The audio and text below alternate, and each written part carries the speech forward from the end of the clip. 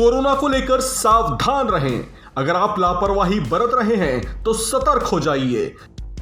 जरूरी दिशा निर्देश का सख्ती से पालन करें, क्योंकि देश में कोरोना का प्रभाव भले ही कम हो गया है, लेकिन इसका खतरा अभी पूरी तरह से टला नहीं है। इस बीच एक और ऐसी खबर आई है जो थोड़ी चिंता बढ़ाने वाली हो सकती है। इस खबर से दुनिया भर के वैज्ञानिकों के माथे पर बल पड़ गए हैं। जी हां, ये बिल्कुल सच है।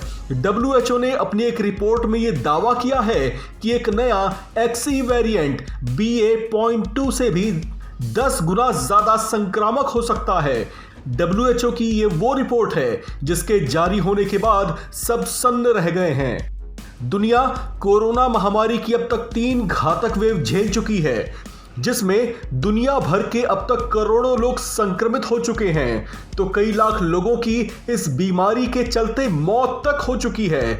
ऐसे में XE वेरिएंट को लेकर WHO की ओर से जो बात कही गई है वो बेहद परेशान करने वाली है।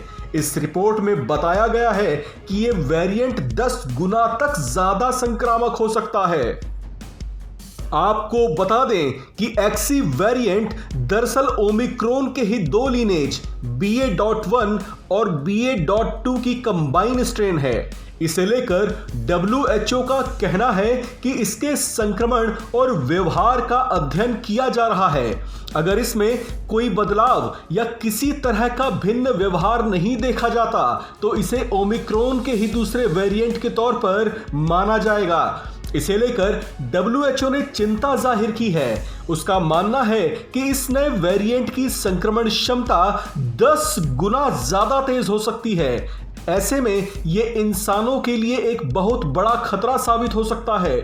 हालांकि यहां WHO ने यह भी कहा कि इसकी इस अनुमानित संक्रमण क्षमता का सटीकता से अंदाजा लगाने के लिए इसके आंकड़ों की स्टडी की जाएगी। इसे लेकर दुनिया भर के वैज्ञानिक इसलिए भी चिंतित हैं क्योंकि अब तक BA.2 सब वेरिएंट ही दुनिया के कई देशों के लिए चिंता का कारण बना हुआ था।